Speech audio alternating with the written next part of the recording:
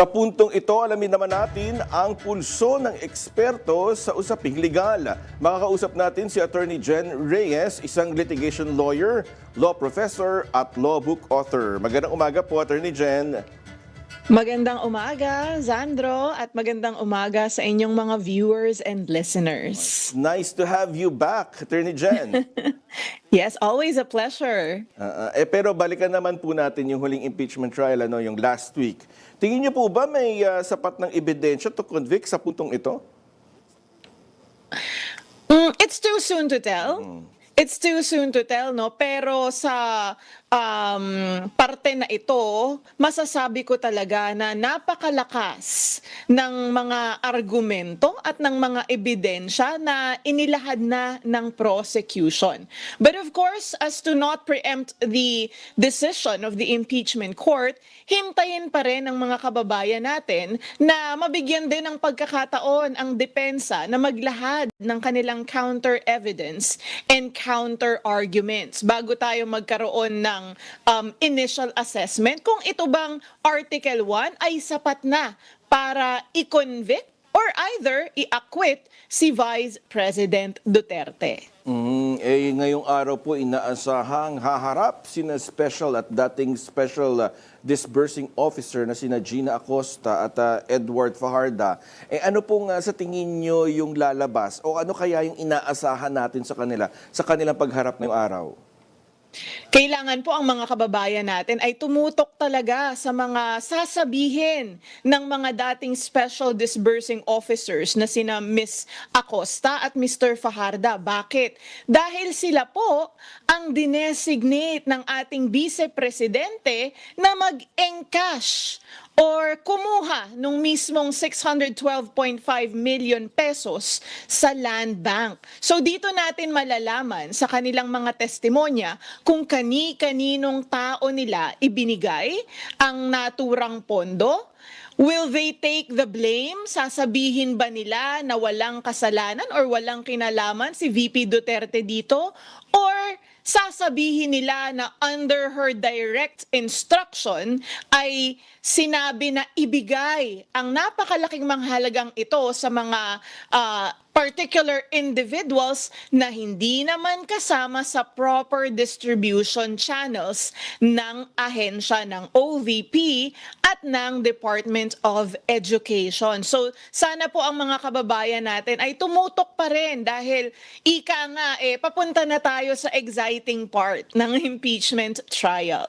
So makatuwid ang ibig niyong sabihin, Attorney Jen, aabangan natin mamaya kung aakuin nila yung kasalanan o ilalaglag nila si VP Sara Duterte. Tama po ba? Kasi from my understanding, sila yung nag-encash at sila yung nagbigay doon sa mga supposed recipients nitong confidential at intelligence funds. Parang gano'n na nga, Sandro, no? Kasi doon sa mga ibubunyag nila, for example, magsabi sila ng mga partikular na tao na pinagbigyan nila ng mga pondo na ito, then of course, kailangang isabi na rin ang mga individual na ito para matrace natin kung saan-saan napunta ang daang-daang milyon. Kasi nga po, hindi na natin nalaman naputol na yung audit trail or yung money trail simula noong cash na inilabas sa Land Bank ang naturang public funds. So ibig sabihin, pagkatapos humarap nitong dalawa na tauhan ng OVP at ng DepEd noon, doon natin malalaman kung ipatatawag sila Mary Grace Piatos, sila Miggy Mango, at iba pang yung mga tinawag nga ni Attorney Kapunan na sana'y gumawa na lang tayo ng fruit salad. Yes, iyan ang isang posibilidad na ipatawag kung mayroon talagang totoong mga tao sa likod ng mga alias na ito na sina Miggy Mango nga or sina Kokoy Villamin, sina Fiona Villegas na nakatanggap ng kalahating milyong piso, hindi ba? So napaka-importante ng testimonya ng dalawang special disbursing officers na ito, no? Pero Attorney Jen, mabalik tayo dahil nga itong dalawang binabanggit na tauhan ng OVP at DepEd noon, ito'y nasa bahagi ng depensa. So hindi kaya sila magiging hostile witness ng prosekusyon?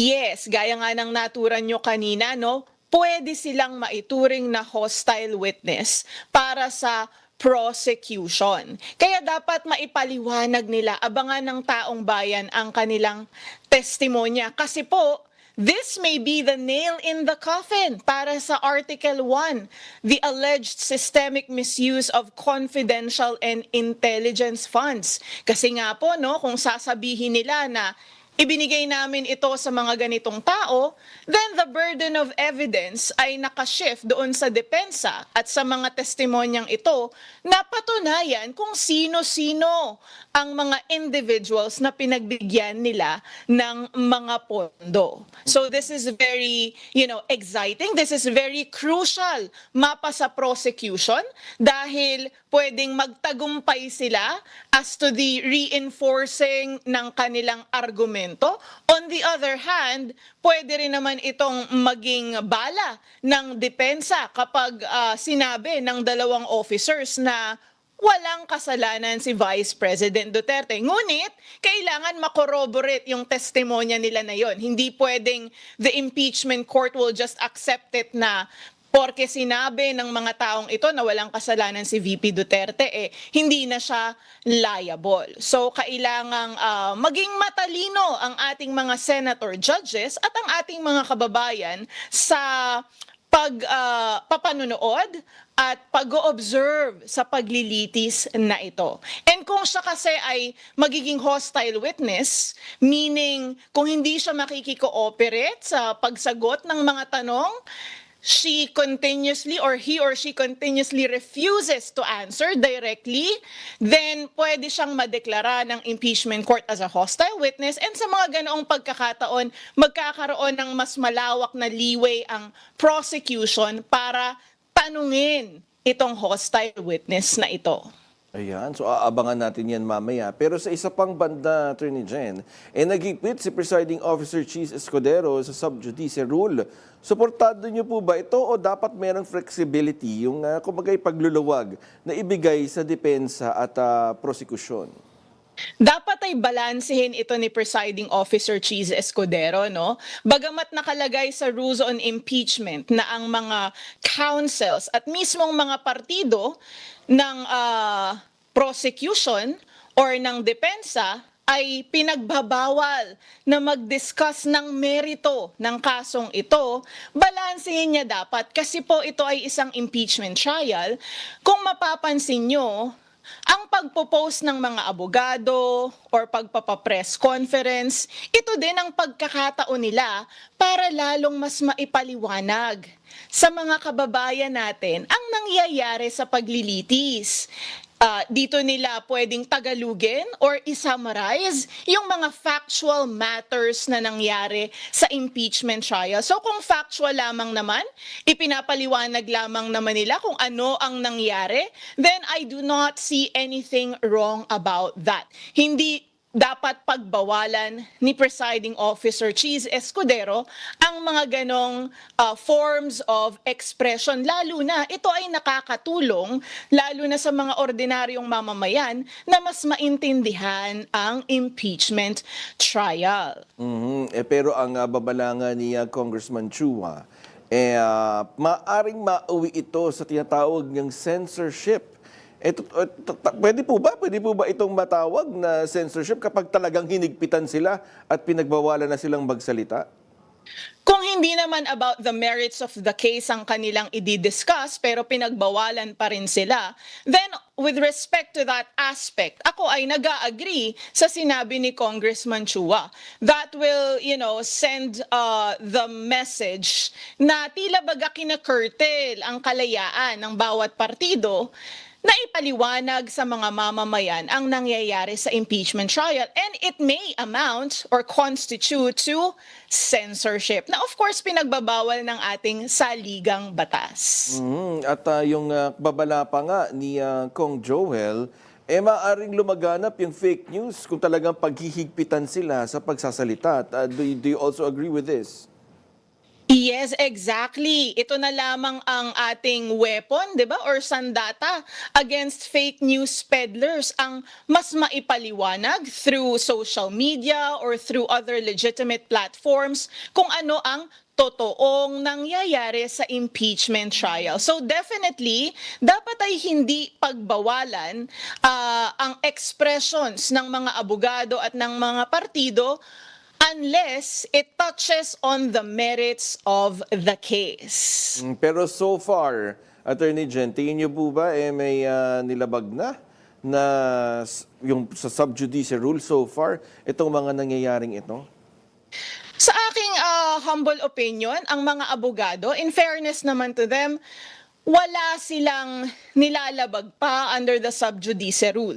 However, kung matatandaan nyo, nagbigay di umano ng pahayag si VP Duterte na magulo daw ang impeachment dahil bending the law. Yun, tinawag Ika nga. ng bending the law. Yun nga, Attorney Jen. Yes. So ang tanong dyan, kasi kung sinabi niya talaga yon na bending the law, it actually affects the integrity of the impeachment court. You are questioning the integrity of the impeachment court. You are attacking the validity yet again of this impeachment trial, the integrity of your defense counsels as well, the integrity of the prosecution. So in my humble opinion, does Senator Cheese Escudero have the courage to even, require VP Duterte to explain why she said those things? And does he have the courage to reprimand the Vice President? Because in my humble opinion, that is about the merits of the case. That is not factual. It is an opinion actually, and it degrades the sanctity and just like what I mentioned, the integrity of the trial. So abangan natin, kaya ni Presiding Officer Cheese Escudero na sitahin man lang or paalalahanan si Vice President Duterte dahil siya ay partido dito sa kasong ito. Siya mismo ang respondent or depensa sa paglilitis na ito. Balikan ko lang, Attorney Jen. So, ibig niyo po bang sabihin, imbis na ang depensa o ang prosekusyon ng unang mapagalitan, dapat ang unang sitahin ay si VP Sara Duterte mismo? Well, if may enough courage, si Presiding Officer Cheese Escudero to set an example, dapat i-reprimand, paalalahanan si Vice President Duterte. Kasi nga naman, kung ang prosekusyon ang uunahin niyang sitahin, isasabihin pro-defense siya. Kung ang depensa naman sabihin, oy, ikaw pro-prosecution. So kailangan nga talagang balansehin, Attorney Jen? Tama. At mahirap yung trabaho niya, pero kaya naman sa kanya binigay ng mga kasamahan niya yan dahil naniniwala sila na kaya niyang gampanan in a fair and just manner ang pagiging presiding officer. Kaya kailangan patunayan ni Senator Cheese Escudero na siya ay talagang fair at walang kinikilingan sa paglilitis na ito. Ayun. Or siguro maganda rin na umattend na ang VP, Para nga matigil na ito mga ganito. Definitely. Dapat ay umattend na siya para mapatunayan niya din sa mga taga-suporta niya, di ba? Kasi ang sigaw ng mga taga-suporta ni VP Duterte ay walang inuurungan ang mga Duterte, hindi natatakot. So, the first step sa pagpapatunay na ikaw ay matapang, umattend ka sa sarili mong paglilitis. Balikan po natin yung issue ng sub judice rule. Bukod kay VP Sara, syempre, na respondent, ang prosekusyon, ang depensa. Sino-sino pa po ba yung nasa ilalim ng sub judice rule? Kasama rin po ba nito yung mga senator judges? Oh yes, explicitly provided sa rules on impeachment of the Senate na ang mga partido ang mga abogado ng prosecution at ng depensa at ang mga senator judges mismo ay pinagbabawalang magkaroon ng public commentary or mag-divulge ng information regarding the merits of the case. So, napakaganda ng observation mo na yon. Kailangan ay subaybayan din ng mga kababayan natin, yung mga senator judges din naman na nagdi-discuss ng merito ng kaso sa kanilang mga social media accounts, sa kanilang pagpapa-interview or press conferences. Dahil again, kaya ba silang i-reprimand or sawayin ni Presiding Officer Cheese Escudero, lalo na kapag blatant naman ang pag-violate ng naturang senator judge sa nasabing rule. So ibig sabihin din po, bukod sa posibleng pagsita kay VP Sara Duterte at siguro yung prosekusyon at depensa na rin, dapat din sitahin si Senator Judge Pia Cayetano dahil naman dun sa kanyang post na in-splice na mga pahayag o yung mga ibinato ni Representative Chel Jokno doon sa impeachment trial. Tama po ba? Nakadepende yan sa discretion ni Presiding Officer Cheese Escudero, no? Kasi yun ba ay pagdidiscuss ng merito ng kaso? Kasi kung mapapanood natin yung video, tila baga nilahad, di ba? Kung ano yung mga nangyari noong particular na trial day, right? However, ang problema nga lamang doon, it is not completely factual kasi nga ang napansin ng mga netizens ay spliced yung video. Pag sinabi mong hindi factual, hindi mo sinasabi yung complete na or pristine na ito lamang yung nangyari. Tila baga binago mo yung konteksto dahil sa pagsasplice mo ng video. So I submit to the discretion of Presiding Officer Cheese Escudero. And again, if he has the courage to reprimand Senator Pia Cayetano, because of course, as in my humble opinion, ikaw ay isang senator judge, dapat ikaw ay maging isang ehemplo na hindi ka nag-post ng isang video or impormasyon na hindi accurate. Kasi, syempre, gagayahin ka because people look up to you and it is not a good, example to the Filipino people. Ang media po ba, kasama rin po ba dyan sa subjudice rule? Hindi. Kayo ay malayang-malaya. Kayo ang sandigan ng mga kababayan natin, lalo na sa paglaban sa fake news. Kaya hindi kayo covered ng tinatawag na subjudice rule dahil hindi naman kayo partido at hindi naman kayo senator judges. Kaya ituloy nyo lamang ang malayang pamamahayag regarding this impeachment. Alright, so itutuloy po natin ang ating malayang pamamahayag. Maraming salamat po, Attorney Jen. Maraming salamat din. Ingat kayo.